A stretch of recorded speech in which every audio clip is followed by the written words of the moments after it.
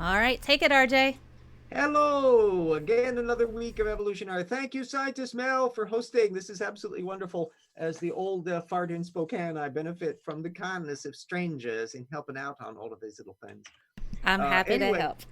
uh, we've got another week of creationists digging holes for themselves, as is often the case for those of you who have not been watching the show for a long time. I've been going after the Contested Bones book, which is a creationist work by John Sanford, who is going to get so much coverage in the new Rocks book. And Ruby and Sanford get popped up, and I've had to slip in references to it periodically as they suddenly trip over things that we discuss in the new book. So we have to say, oh, and Ruby and Sanford repeat the same mistake. Anyway, their argument is entirely on human evolution, and it's a giant shell game of tiptoeing through the science literature, little smattering of creationist stuff. There are, I think, up to a whopping 517 source citations in their reference bibliography on page 300 something. Yeah, 517 as opposed to the 4,000 or so we have marshaled for our new book, and the 2,300 that I had in my little itty bitty evolution slam dunk, just a little tiny little thing. And that's just volume one. Anyway, at the moment, they're basically trawling through the shrubbery issue, which I discussed last week, and they're continuing with the same bit, which is um, every lineage on Earth exists as an exact line of descent. You will have cousins, but you didn't descend from them, but you are related to them. And when you have a limited fossil record, you're picking up scatter shots of the ancestors and cousins. And so if you've got a little hominid here and a little piece of a hominid there and a little bit of this and a little bit of that, and there's a million years between that and that's over there, which one, if any, are the ancestral line or just really, really close cousins? And how can you tell? And how many species are you dealing with? And are they sexually dimorphic, male versus female, or in fact two separate species of which one was bigger than the other? And how can you tell? Well, all of that's what the science material discusses, and it's what you never get in the anti-evolution literature, to where they say, okay, let's apply our baraminology, and we've got Adam and Eve, and then we've got the range of human beings, and then we can tell with rigorous care exactly what's in the human baramin and what is not. No, no, no. It gets across the map because they can never quite pin down when it is. And you get the fun part. Jackson, you probably agree with me on this one, that the fun thing comes when newcomers to the field try to weigh in on a particular hominid, and they scavenge maybe some older apologetics or maybe a book or maybe a website, and they don't realize there's no consensus at all and no criteria. So they will decide, well, this is clearly an ape, when another creationist will say, no, actually, this is in the human holobaramin. It's just a mess. Now, Rupi and Sanford avoid that problem by not discussing most of the things. So they are very selective about which examples they bring up, and they never lay out the criteria. At the moment, they're still in that fog bank mode. So um, they riffed off of a brief secondary coverage from Meredith Small from 2007, which was 10 years before they wrote their book, and they were just nipping it further than authority quote. I put a link up to that. And then, rather more meaty, they made the mistake of citing another new paper by Haile Selassie, no relation to the ex-king of Ethiopia, but an absolutely marvelous paleoanthropologist. And once in a while, you see his mug actually show up on shows on paleoanthropology, so you can actually see the guy rather than just see him as just a name on the text. But he's done a great deal of work on hominids, particularly earlier hominids, and they made a mistake of citing a 2016 review paper that he did, where he's pulling together what we know and what we don't know about the increasingly busy groups of all the different cousins, and to see what goes connected up with what and all the rest. And fortunately, that's a PNAS paper, which means from 2016, it's open access. So boom. So we put all that up. For those of you who don't know about proceedings of the National Academy of Sciences, I'll put the thing, pnas.org. Make use of it. Oh, hot damn, this is a big one. Yeah. And Zot. Make use of that. If you, it's a useful enterprise for diving into technical literature. First of all, everything after a year is automatically open access, and a lot of the papers are open access from the get-go. And if something is controversial, there will be a letter and comment on and a response to. And so you can instantly get a feel of what are controversial issues, where there's about a debate on it on a lot of different areas. You can also do a measurement of your own technical expertise. I have a BA in history. And when I first found out, in fact, it was here's to show you the synergy. She was a cellist with the Spokane Symphony, but a science person. And she was the one that first told me about PNAS when they were just coming online way back in the 20th century, decades ago. And I go, oh, I didn't know about that. Woo, it's like kid in the candy store. So if you are worried as to how familiar you are with the technical literature and the terminology, PNAS is like a candy store. You can download the material, you can look at topics, you can go through the abstracts just to go. And if you go, what the hell does that mean? That's usually a sign that you need to study more. If you open up and you go, oh, I kind of know what that is about. And you open up the paper and start looking at it, and you can see, oh, I don't know what that terminology is. I'm not familiar with that. That's more clues as to where you can do research. So it's just a matter of diving in. I did it.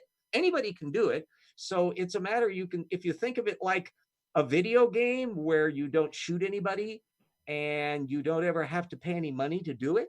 And so you don't have to figure out how many gold coins you flit up with and all the rest, but it's a video game that you can never run out of material to play with because it's a constant incoming data field. There's always a new episode. Just think of it as a really not violent video game, except scholarship is a contact sport. And once you start learning the nomenclature and become knowledgeable on the field, oh, you can slice and dice in a way that no ninja can ever accomplish. So that's the call to the scholarly arms on that one. The Salesi paper is really quite useful. And that's another where you can use a source methods approach is don't forget the bloody references. That when you look at a technical paper or a posting online, look to see if there's a link. What does it link to? Does it link to another secondary source or does it link to a primary source paper? If it's a primary source paper, can you find out what it is? If there's an area where you're reading the thing and you go, well, that's kind of interesting. That's related to something I'm really interested in. They cite so-and-so and so-and-so. Check the references and find out, track them down. Odds are 60-70% of the material will be accessible somewhere or other open access if you hunt around for it. So that means you can find your way. This is like finding Easter eggs in the video game analogy again, that the stuff where you can lead on to one other thing and one other thing. And don't be afraid of rigorous specialization. Everybody, Tornado has his interests and TD Lane has his. Weather. Yep. And Jackson has his and I have mine on a variety of different subject matter. You can focus in on those particular areas so that if you feel like raising the banner and saying, I'm going to debate a nitwit on YouTube, you can be familiar with your area and how to deploy it and proceed accordingly. It's all source methods. It's all the same stuff. We're encountering exactly the same issue with the coronavirus that's just come out as we're trying to find out how open the Chinese are with their information, how other countries are dealing with it, whether it was a good idea to have fired all of the CDC people, as our Trump administration did. Whether it was a good idea to put Mike Pence in charge. Yes. What could go wrong? A scientific illiterate in charge of the health issue. Yes. Okay. To be fair, it seems that from what I've read of it, it doesn't seem to be any more or less virulent than any other virus. Yeah, it's about an order of magnitude more deadly than regular flu. But at about 2%, it's something where probably we're not going to be in a panic mode on it. Yeah, we're not dealing with the Spanish influenza here. But if anybody can screw things up, it will be the Trump administration. So we'll find out whether or not they can manage to gum it up. The ironic issue is that it's ground Apple to a halt, that there's a whole interlocking network of companies that build off of supply chains, not only in China and other places, that are just glowing to a halt because everybody is at home with their masks on, hoping not to catch the coronavirus. So that shows you how interlocking all the economics are. And I don't expect scientific illiterate, historical illiterate, economic illiterate Trump to make much sense out of it. He's just concerned at the fact that Tell us what you really think, RJ. Yeah, he's just one where the stock market went down 1,900 points, and that don't look good on his resume because nothing can ever be his fault, you know. So there we go. Yeah. The economic backlashes could be dangerous, albeit I have little sympathy for Apple.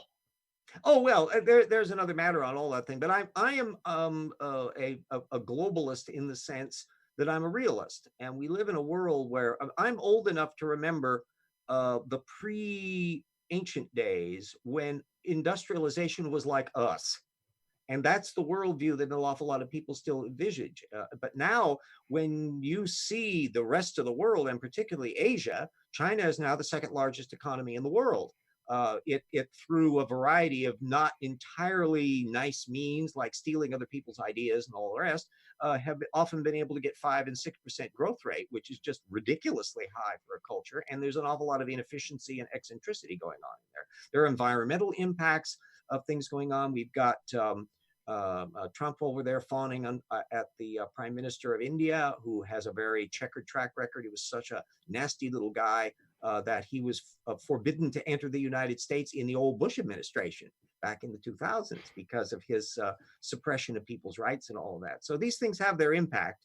And I, as a pesky, historically minded egalitarian who believes in secular conscience and freedom of individual rights and all that kind of stuff, I get pissed off easy with the way things are going at the moment. So anyway, there's the soapbox. I'll get off back and back on to the science stupid of the hominid bunch. So the thing you want to keep in mind with all of the hominids, this is something again where the historical perspective is so relevant. I'm going like, well, boy, that took a long time to catch up on. That the idea that you would have more than one hominid species and that you might have overlapping ranges in hominid species, that the idea of like a single species model where species A conveniently drops dead when it fissions species B, or species A turns into species B and therefore A disappears, and there's a nice tag team like an Olympic a torchbearer ceremony that passes you conveniently from Australopithecine, A Australopithecine to Homo habilis to Homo erectus to Homo sapiens, and then to Dwayne Gish, all in one quite quick little surge. No.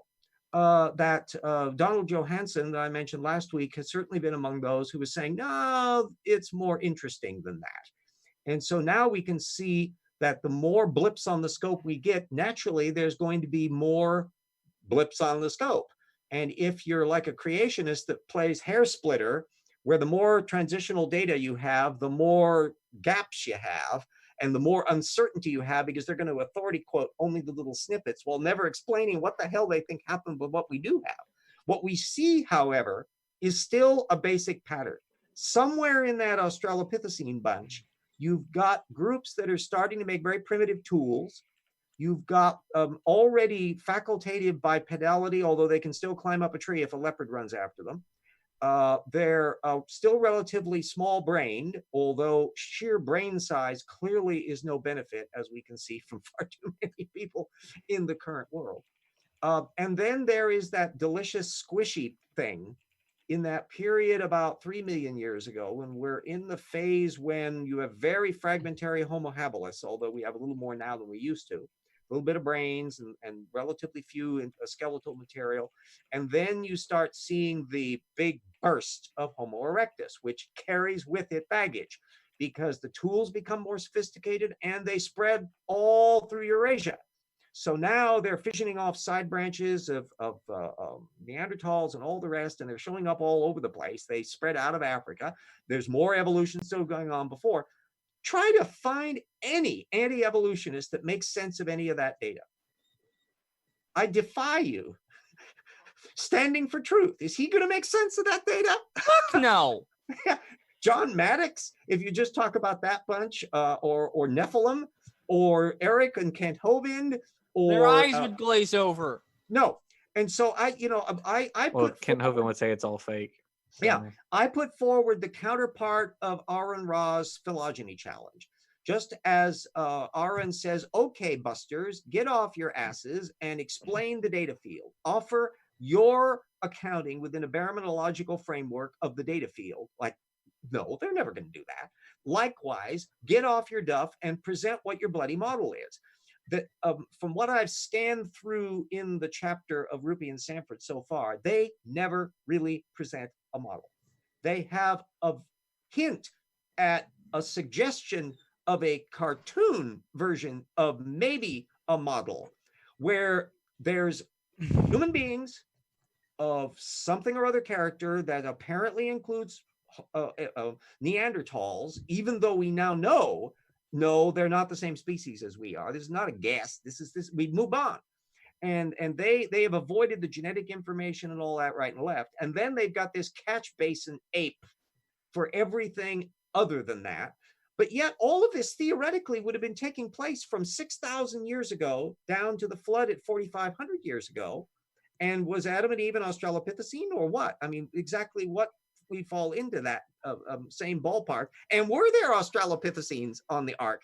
I'd love to see them be a little bit more clear on all of that, and what happened to them since. RJ, you're asking things of people who will refuse to show you anything, but instead claim God did it. We got our little friend C. Brown. Evolution sucks. What you do in your private life, C, is your affair. He said bones found in dirt. It's yeah, literally just bones are found in dirt. Yes, and I can Stephen guarantee Bowman you, just had an aneurysm. Yes. Did he actually I had an say- aneurysm too. It should be pointed out that the number of creationists who do paleoanthropology on hominids can be kept in, yes, it can kept in a phone booth and have space left over for anything you like because there aren't any. It rhymes with Nero. Yeah, zero. You do find a few creationists who dibble dabble in aspects of paleontology. Right. They dig up some whales down in South America. Leonard Brand's been involved with that. You get a bunch of people, usually from Loma Linda University. They got the the insect paleontology guy. Well, Gunter Beckley, but he does a Beckley. little bit of paleontology and publishes regular science material. What you don't catch him doing is making sense of even that. We try figuring out what bugs are actually related to any other bug from reading Gunter Beckley, and you may as well just go to that phone booth. That would be talk to interesting. the non-existent. Yeah. Yeah, it's are sea spiders related to the actual spiders? Are arthropods related to velvet worms? Yeah, C. Brown, I once again urge you, one, write your wonderful learned monograph where you can explain exactly what genius views you have and explain for all the data, and make sure you send that off to all the paleontologists that you disparage and let them give their reaction to that. And you tell us all about it somewhere other than my channel, because until you answer that bloody question about the radiometric dating issue and getting the radiometric scientists that you've disparaged on cosmic rays and diamonds and contact them and get an answer from them, you ain't having comments on my channel, because you just wouldn't come through. You can go, C. Brown is like a lot of the ones you encounter on YouTube. They go into the dither repetition mode. So it's around and around and around and around and around and around and around, and it's the same shtick. And if you try to get them onto turf, you'll notice that Maddox never actually interacted in the areas that he was once beyond that debate. He hasn't actually pulled out any further stops on the thing, on the subjects that he brought up. And that, of course, was all origins or bust stuff.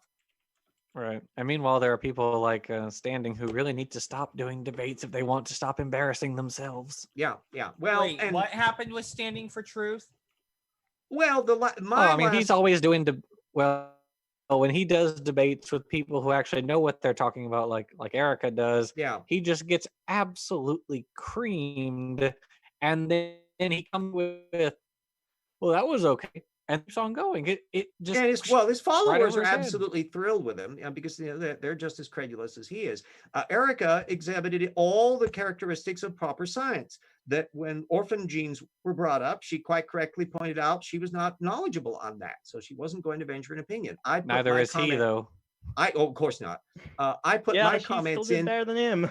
I was relishing it so much because Jackson and I went into great detail on the orphan gene issue in the new book. And in fact, the material that Terry Davis says, hi, everyone. I'm in the middle of doing a series called How Old We Are. We still have a lot to talk about. Yeah. I'll give you the short form. Our human species apparently goes back around 300,000 years, may go back even a little bit farther.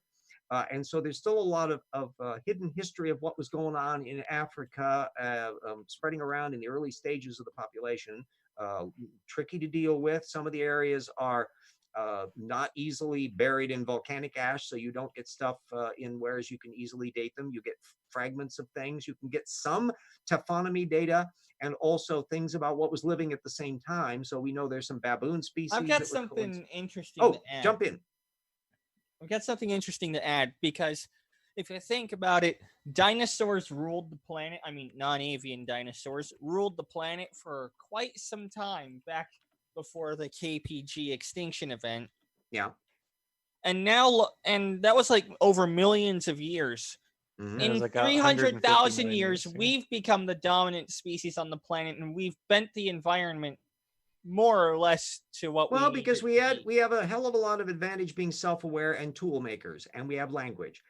By the way, on that, a bit about the term to use, of course, is the Mesozoic, which is Triassic, Jurassic, Cretaceous, and that's about 150 million years. Put that into perspective. That is roughly 1/3 of the entire complex history of life from the Cambrian down to the present. And So funny it's thing, a even- huge block. It's also a period when the mammals, which their little block is also about 100 million years prior to the Triassic that spills backwards into the Paleozoic. That's the origins of mammals. So we were getting on the block ahead of the dinosaurs. And then the birds are kind of latecomers. And you got a lot of stuff going on in there. You try to find anybody in the anti-evolution biz who can make sense of that data field. I dare you. I already know that on the reptile mammal transition because I cataloged it all. Hint, hint, buy my book. buy his book. Buy my book. Buy his damn book. You can find the link. And by the way, everybody that has the book, tell people about the book. Alert your libraries, alert your science clubs, and anything else about it. You help bang the drums. I can't be everywhere and do all of that. So there we go. But Tornado, if you want to think about scale, the time distance between Stegosaurus and Tyrannosaurus is larger. There's more time between them than there is between us and Tyrannosaurus. Yeah. And even in our own human history, one of the factoids that always knocked my socks off is that there's less time separating us from Cleopatra than Cleopatra separating her from the pyramids. Wow. So that gives you a sense, even in our scale. And the other factor that, as an old fart, again, I can remember how things have changed, that if I think about how our knowledge of prehistory, that period of 5, 6, 7, 8, 9, 10, 12, 15,000 years ago, was kind of a terra incognito when I was growing up in the 1950s. And now we have things about Catalhulic and the growth of religious cults and the development of agriculture and the domestication of animals and the role of wolves and things in that where you have data points about the lives the Mississippi. of people. The entire Mississippi culture just oh gosh, yes. The amount of research there with the Hopewell culture, the interconnections in trading networks between them and Mesoamerica. Are we getting geeky here?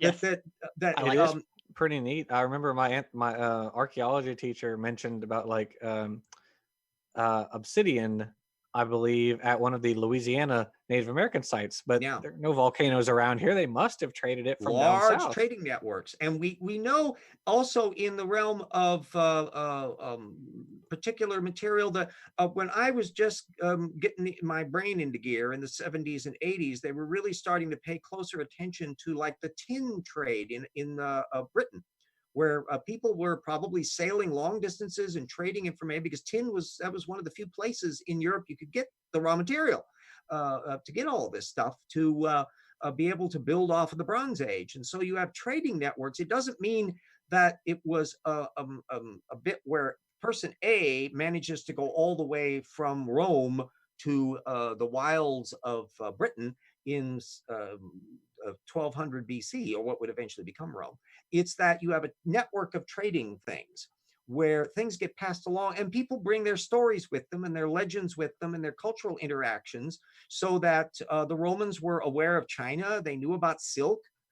Probably no Roman ever got within 1,000 miles of actually being in China, but they had interconnections. You find the same thing farther down the road, because I'm a chess geek.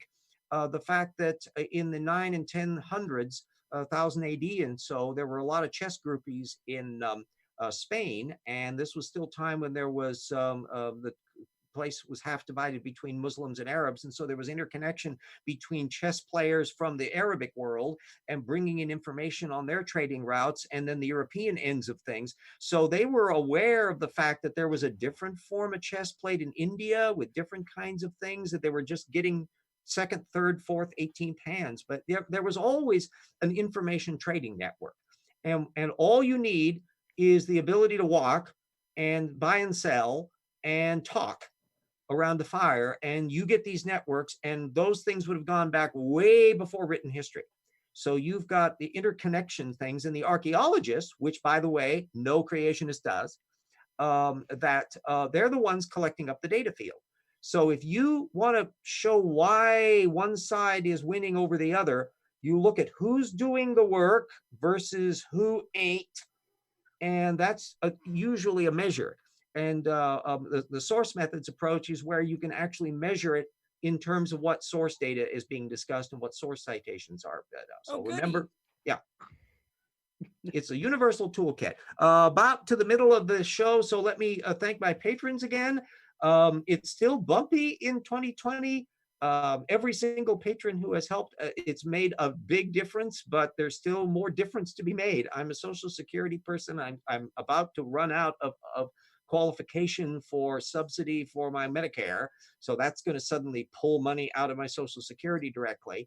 One thing leads to another. So everybody who is a patron, colleagues, Hendril and Eric and Speed of Sound and Surus and Zeshi and our researcher level, Travis Adams and Convert Me and Eat Meal and James Fitzwater and History Minor and Ralph McFadden and Apologia, I always mismangle your name, I'm sorry, Benjamin Simpson and Ugly German Truths, and our assistant researchers, Mike Apple and Ian Chen and Duranko and Todes Real, and our friends Daniel and Steve Bauman and Marigale Beddoes and Insects Cool, and Devin Reeves and Morton Nielsen and Paul the Skeptic and Puffalopagus and Bo Rasmussen and Staggles and Alex Stone and Paul Williams and legacy patrons who were able to help before, Jen and Jody and John and Keith and Andrew and Dyer and Yui and Mona and Brad and Daniel and Nanya and Sun, Sky, Stone and Everett and Sewer.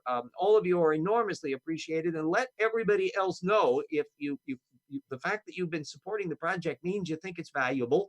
Let other people know about it, because it's that power through numbers. Nobody should, just as Dapper Dino points out, he never wants anybody to contribute to his project in lieu of food or medicine or bill paying. That, but it's surplus. You think, yeah, you can throw a bit that way.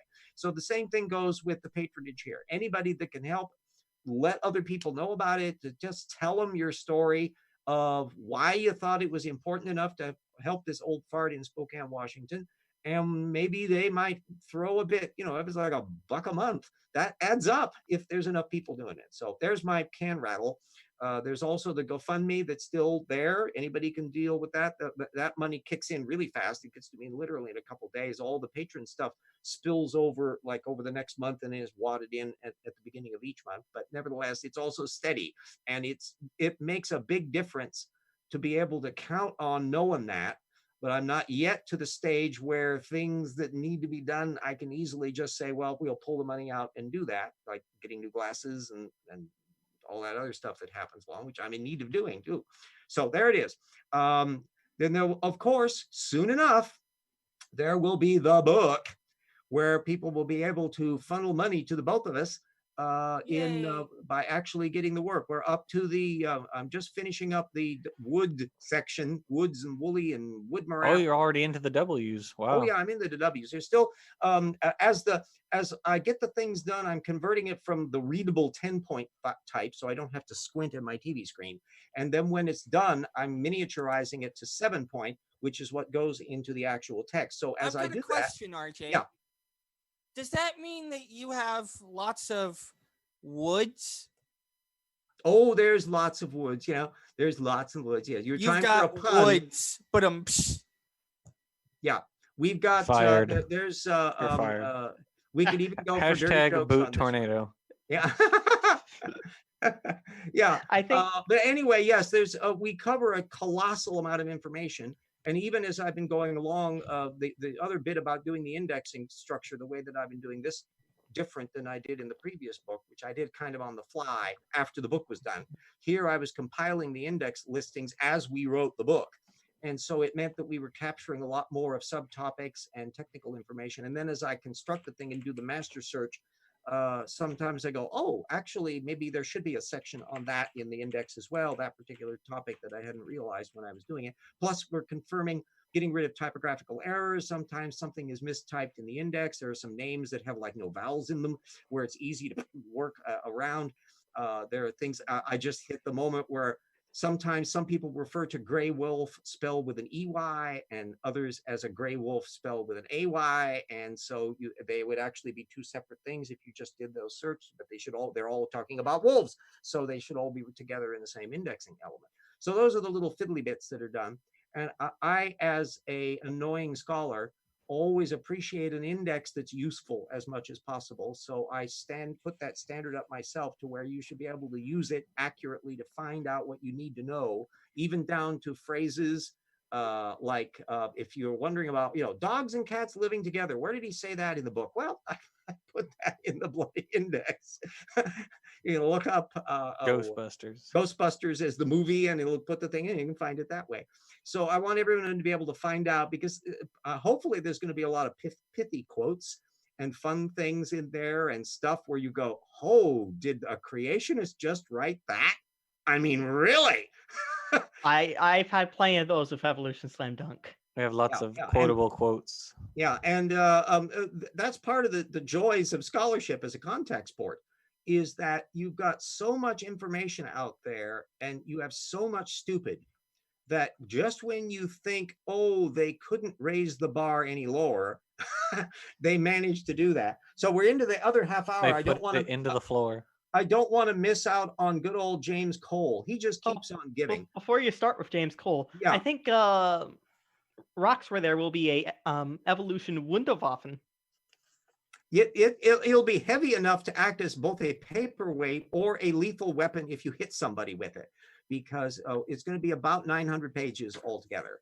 Yeah, and the of which 600 are text and 200 is just the reference bibliography. Wait, it's going to be a what now? Wonder weapon? Yes, yeah, a lethal weapon, both mentally and physically, because you go whack with people with it. Anyway, for those who are, you could literally whack a creationist with it. Yes, because it's going to be if that book, if that size is okay with them publishing it. Otherwise, we go into panic mode, because what we'll have to do if it's too large, we'll have to fission off 2 of the chapters and turn it into a 3-volume work. And that will mean recalibrating the index and a whole bunch of little fiddly bits. It could Lord be of the done. Rocks. Yeah, it'll be annoying if we have to do it that way, and we're trying to avoid it that way, but we'll find out. I can't remember whether there was a limit. I know I didn't hit that limit with the old book, and that's 500 and some odd pages long. But I don't know whether or not they physically have a call out as to how large of a doc file or something like that. They just won't take anything bigger than that. And that was quite a few years ago. I don't know what the circumstances are with the current thing, because technology advances and so forth. So it's a cross fingers that we can if go Britain ahead. had dropped Rocks Were There instead of pamphlets, they might have actually done some damage to the Germans. Yeah.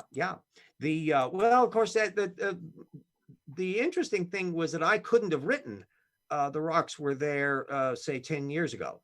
and the amount of information has become available so rapidly. And we couldn't have done this new book. I was referring Slam Dunk. The rocks were there. We definitely couldn't have done that because so much of this material has come along, and the accessibility, the easy accessibility of often very old and obscure sources has just ballooned to the point where our major difficulty is, oh, we must stop. No, we just have to hold up. No, we won't go there because that's one more little blip in there. I mean, 10 years ago, you also wouldn't have had the cladistics encyclopedia Jackson Wheat.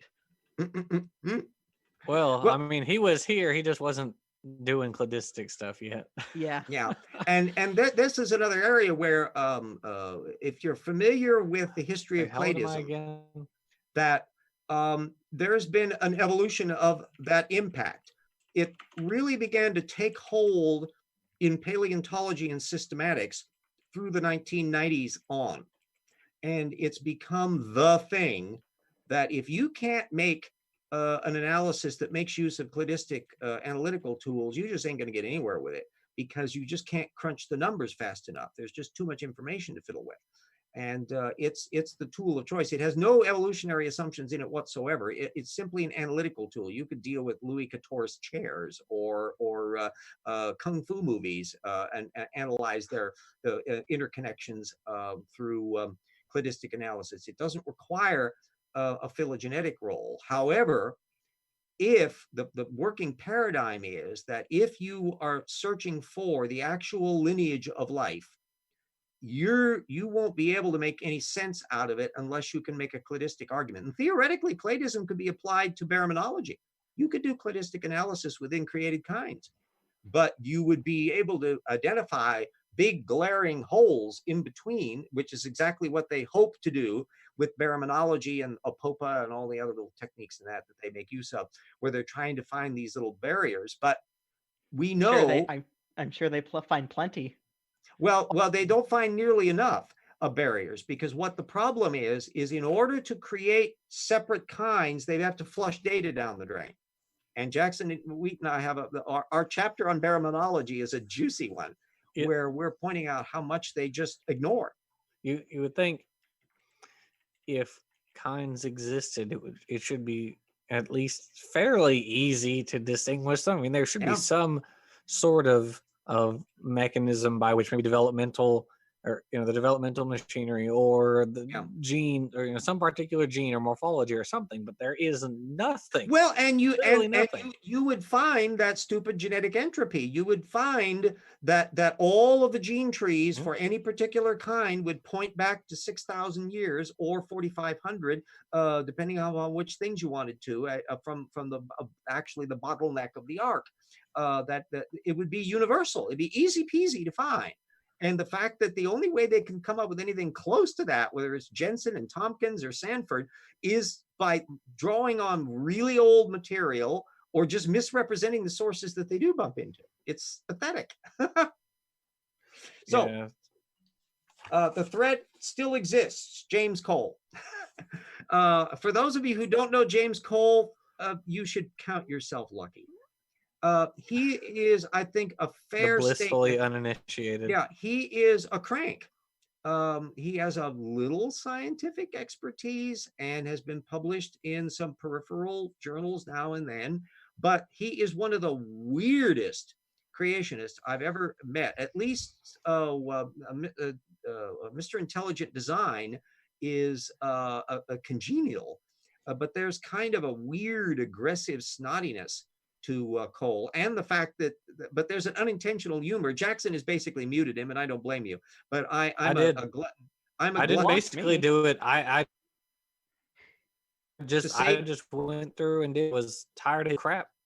Yeah, to save sanity. But I'm amused because what Kohl does relentlessly is scavenge technical science papers that have no bearing on his point, lob them and insist that they are somehow proving something momentous. Sometimes he'll argue they disprove the Big Bang when they're like microevolutionary biology stuff. And this is another one like that.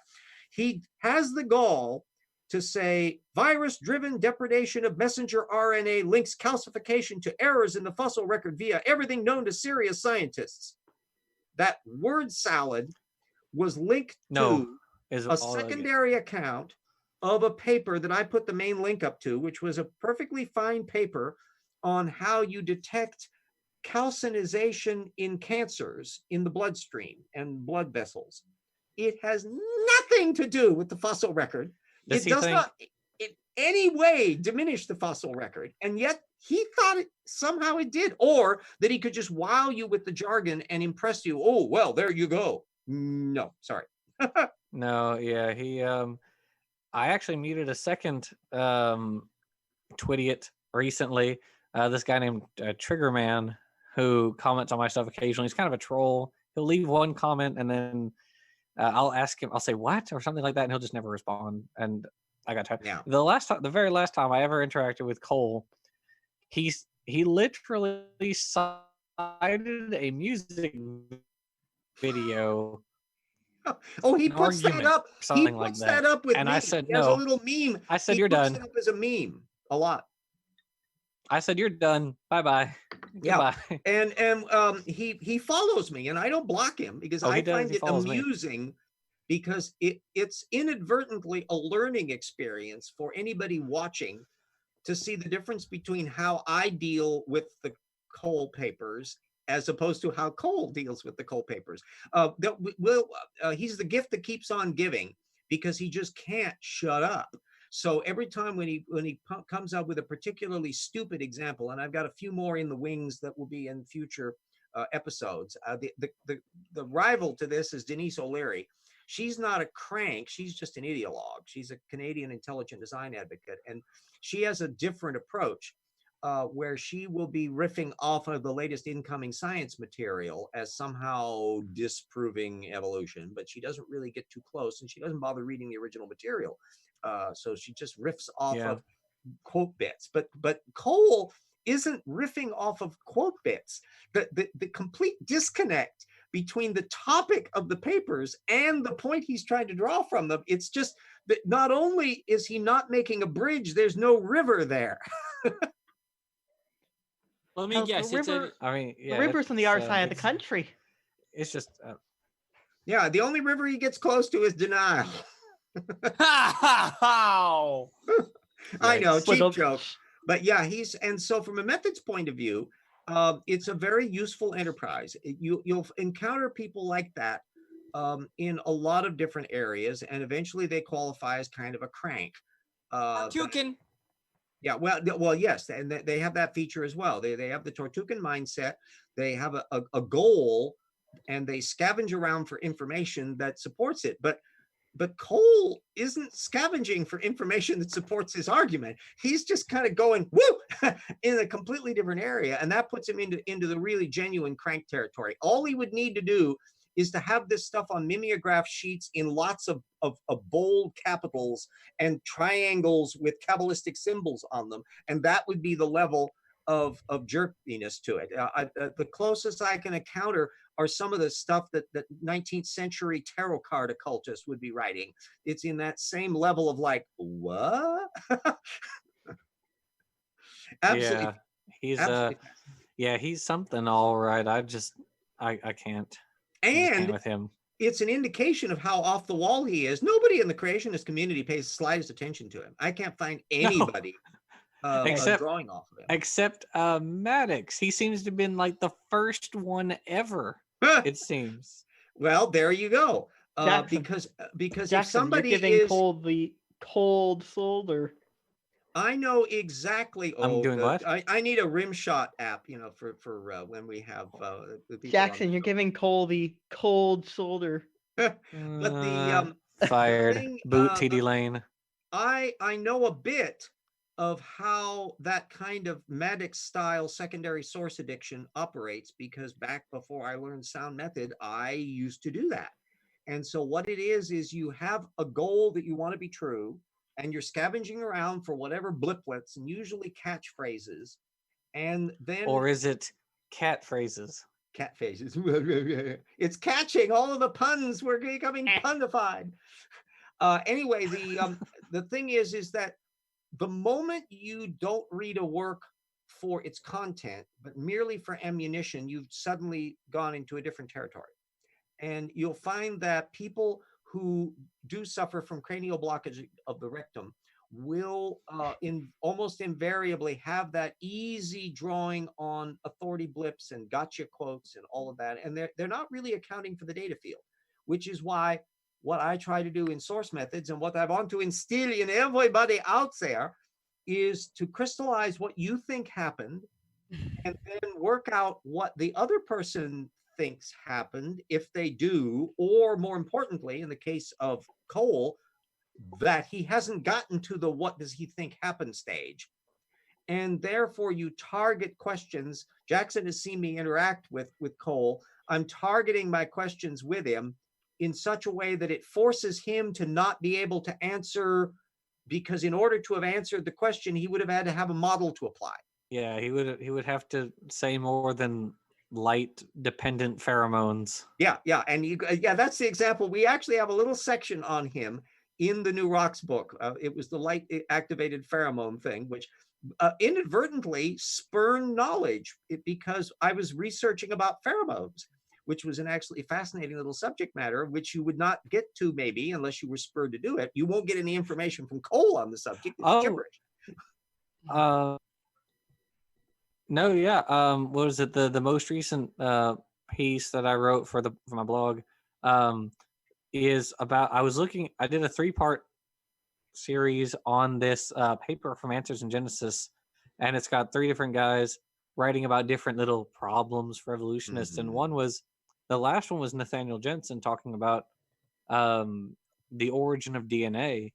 And so I was like, I don't really know much of anything about the origin of DNA, so I looked it up, and there's actually some really interesting stuff. It turns out that, for instance, I learned the replication machinery, it independently evolved in bacteria and the Archaean eukaryote group. Yeah. Twice, When they think about that bloody once ribosome and all of those transfer RNAs and stuff, there's actually so much variety going on in that foam on the beer that it's independent discoveries and independent development. And these are also offering clues paleogenomically to what the precursor systems are.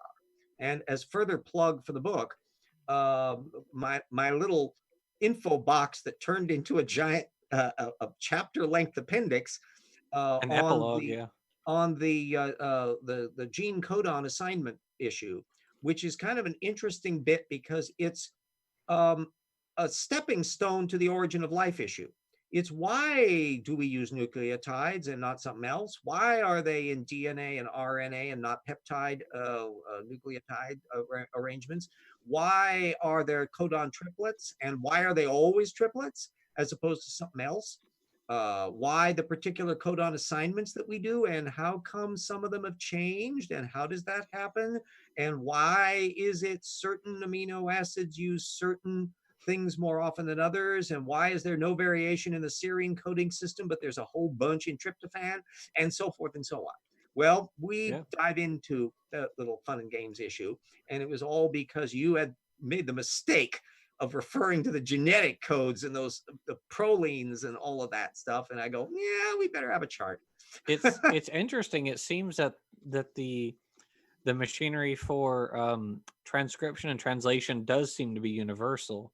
The ribosome and all that is universal to all of life, which is why the ribosome has at its core RNA molecule. And but yeah, the polymerase, the DNA polymerase were independently evolved, which is why it seems like the LUCA didn't have a DNA genome; it had an RNA genome, which underwent reverse transcription to become DNA. Yeah, and when the people that we have talked to, who are way knee deeper in the science than I am certainly, and even you, are not at all averse to the idea of the model that's been developing over the years, is that DNA ended up as a parasite that took over the system.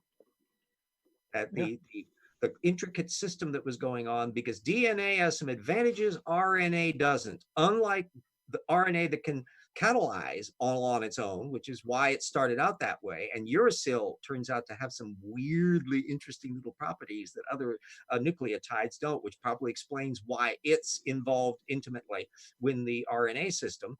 DNA forms these deliciously stable double helixes, way better than RNA. And as a parasitical backbone, it's perfect. Yeah, I mean, some viruses have double helix RNA Oh, and triple helix genomes. form in nature in that too. You get some weird Yeah, combinations they do. going on. Yeah.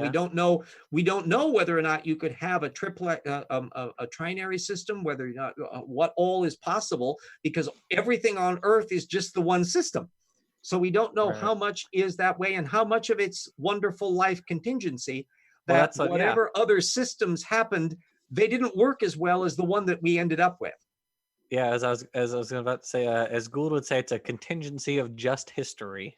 Yeah, yeah. And so that's why if we can ever find alien life either on some of the moons in the solar system or alien life in other solar systems way beyond our lifespan, to find out how much of it is RNA, DNA based, and whether it's any other possibilities at all. If you've ever seen the Andromeda strain, that's about it's a crystalline organism, which is probably impossible, but it makes a neat story. And so you figure, can you even make a living replicator that doesn't use amino acids, for example? Is it even possible? And we don't know the answers to that, although I will recommend again reading Gödel, Escher, Bach. I'll mention it in here. It's one of the weirdest, most delightful and wonderful strange books you'll ever read. Gödel, Escher, Bach.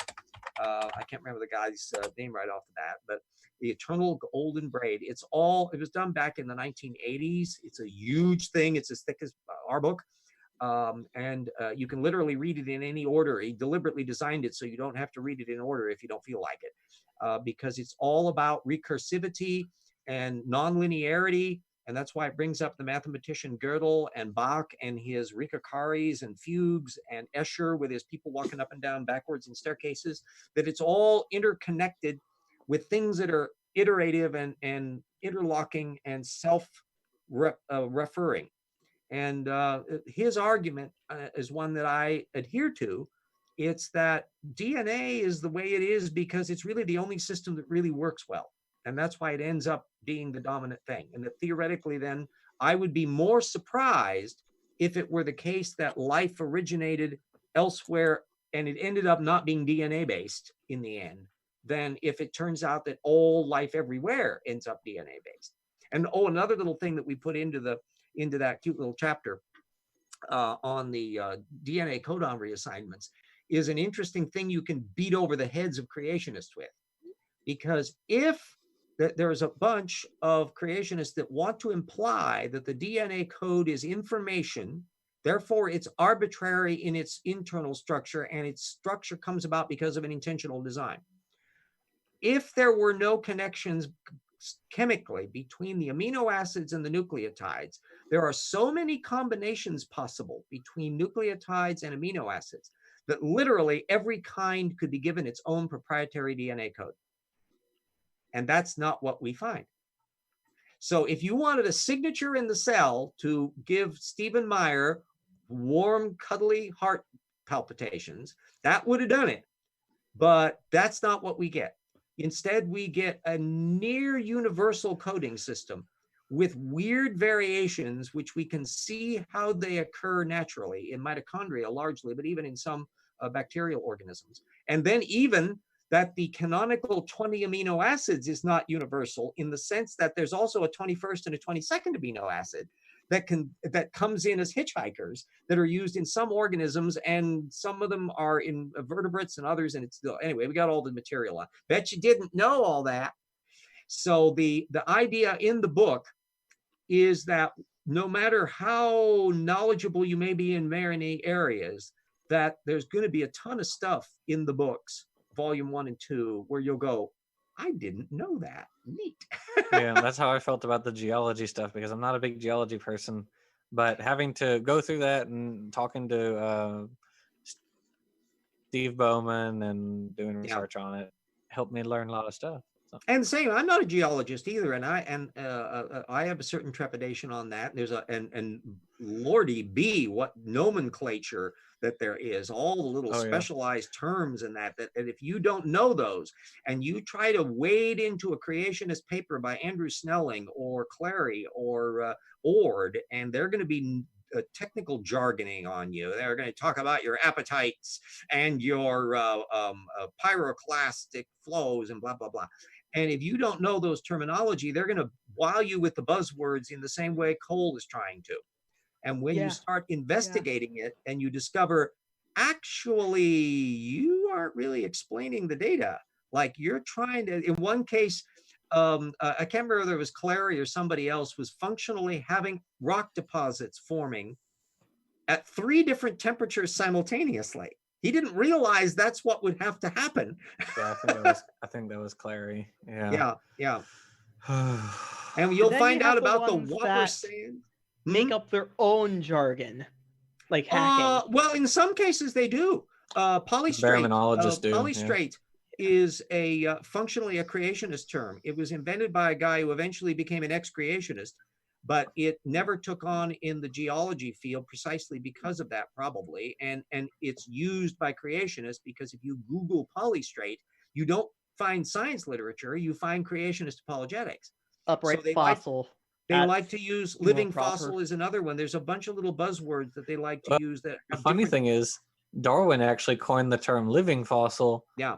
You know, but it's and it has an actual technical definition, which is a genus that has survived a mass extinction event like Lingula Yeah. or Lazarus Latimeria. taxa is another term that pops up as well, referring to the biblical Lazarus. They just live a long time. Right. But basically, they do tend to have things in common. It's that the air quotes living fossils tend to be ones that are generalists.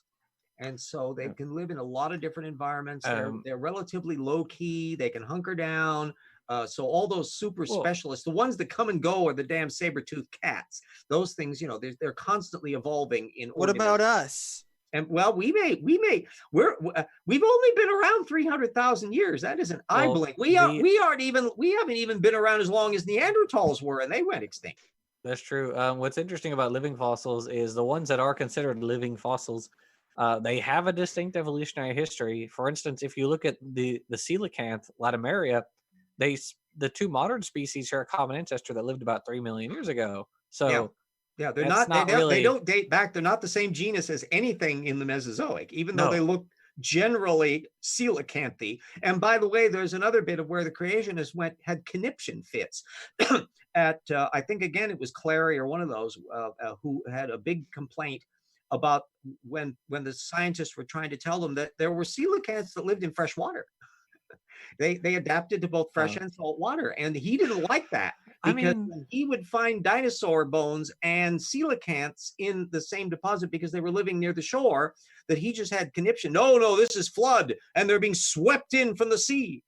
I mean, for God's sakes, there are like probably thousands of fish species which either start in the ocean and go to water, or start freshwater and go to the ocean over the course of their lifetime to spawn. I mean, this is what are you talking about, man? That's another factor. We didn't explicitly go into it in the rocks were there, but I alluded to it in Evolution Slam Dunk. Another reason to get the book. That by the way, speaking of stuff, we're 1 minute from the end of the hour. Oh, yes, indeed we are. Well, if we spill over a few minutes, and unless the thing has a conniption fit there, we'll have to deal. But anyway, the salinity issue and the ability to tolerate freshwater environments is at the core of the early spread of tetrapods. That you've got these shallow water living organisms that are spreading all over the place in a lot of these Devonian contexts, and they're starting to get more and more acclimated to popping out of the water every once in a while, and eventually they are doing that a lot. And even though their ancestors, like Tiktaalik, are essentially underwater livers that are using their little feet to flip along and work more efficiently on the bottom part. There's so much wonderful data there, and of course we're going to have a nice section. You're promising to have a beautiful part on more on Tiktaalik in book 2. Chapter coming there. I mean, Menton's attempt at Tiktaalik is what is it? Is Tiktaalik the greatest missing link or something like that is the name of the title? He only spends, I think, about a fourth of the chapter actually on Tiktaalik. It's just like why. Why? The moment you go out of your way to bring up a subject and then spend almost all of your time talking about something else is a surefire indicator that you didn't have an argument to begin with. Oh, and the funniest thing is, he says, he cites the papers written by Shubin et al. When they first found Tiktaalik, and he said he kind of quotes, or what is it? He quotes a sentence from one of the papers, and says, "Oh, how do they know this? It says like a sentence later in Exactly the why paper they know how they this. said." Yeah, it's like, what are you talking You find about? exactly the same stuff with whales. When you look at creationist apologetics on whales, they cherry pick little bliplets and they go, well, what, they don't really know all that. Read the damn papers. They're very meticulous as to why they know which environment certain things in, where they can see the adaptation to salinity and an aquatic environment, and the signs that they're more, and of course the blowhole shift back and all the other little features that pop along in there. It's all in the technical literature, of which the vast majority they do not bother to cite. So there's this big, increasingly elaborate and extensive technical literature, and they're just cherry picking little teeny little pieces and buffing them off and chopping off the pieces. And there, see, that supports our creationism. Nah, no. RJ, Yeah. quote mining is a very difficult business. Many miners die in the process. Yes, Give 'em a indeed. break. Get out there, little, and they wear their little pickaxes down so fast when they're quote mining. You know, they have a steady supply of them coming in. They open up quote like mining a, like they resources go are to, running they out have to after go to all. Costco and buy like a package of 50 pickaxes that they have to then and rip just taking the shrink wrap off of the package at Costco. I mean, that's terribly time consuming and exhausting. And on that note, I think we've probably finished the show for the week. So you can shut us down there. Everybody, that if you can tell everybody about the books, tell everybody about the Patreon. If you can join in with that in whatever capacity, I would like to make it through the rest of the year with fewer panic moments. And of course, we'll be getting the book done and getting that into the works as quickly as we jolly well can. So thank you, Mel, for hosting. And see you all Thanks, next week. Mel. I'm gonna take off because I'm tired. Yeah, it's 11 now. You Please probably do should it. sleep. There's a new Nova show We on, can sleep when on we're Sleep dead. and why we do it tonight. So DVR. Fun. See ya. All right. Night, Tornado. Bye. I read a paper